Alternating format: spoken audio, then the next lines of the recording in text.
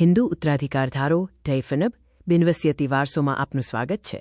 આ ધારો વસિયત વગર ગુજરી જનાર હિન્દુ પુરુષની મિલકતની વહેંચણી માટે છે, જે ફેમિલી લોનો એક મહત્વપૂર્ણ ભાગ છે.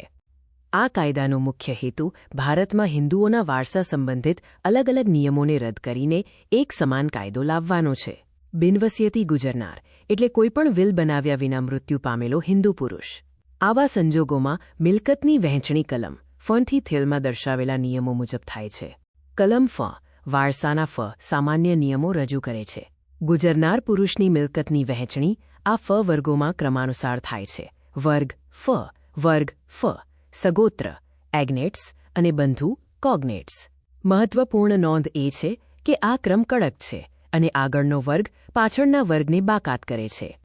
વર્ગ 1ના વારસદારોમાં ગુજરનારના સૌથી નજીકના 10 પારિવારિક સભ્યોનો સમાવેશ થાય છે, જેમ કે માતા, પત્ની, પુત્ર અને પુત્રી.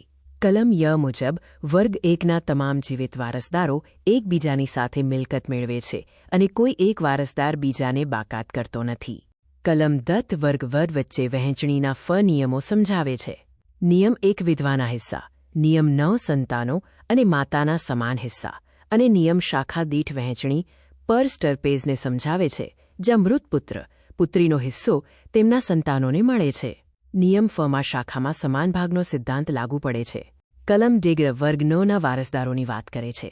જો વર્ગમાંથી કોઈ વારસદાર જીવિત ન હોય તો જ મિલકત વર્ગ 9ને મળે છે. વર્ગ 9માં એન્ટ્રીઓ છે અને વહેંચણી એન્ટ્રીના ક્રમ મુજબ થાય છે, જેમાં એક જ એન્ટ્રીમાં રહેલા તમામ વારસદારોને સમાન હિસ્સો મળે છે.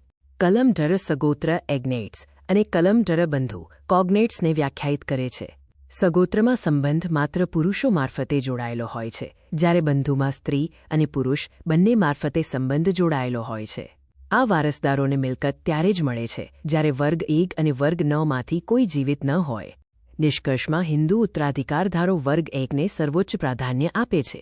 પરીક્ષા માટે કલમ ના વર્ગો અને કલમ 10ના નિયમોને પોઇન્ટ્સમાં લખવા અને સગોત્ર અને બંધુની વ્યાખ્યાઓને અંડરલાઇન કરવી મહત્વપૂર્ણ છે. આવતીકાલની પરીક્ષા માટે તમને સૌને ઓલ ધ બેસ્ટ.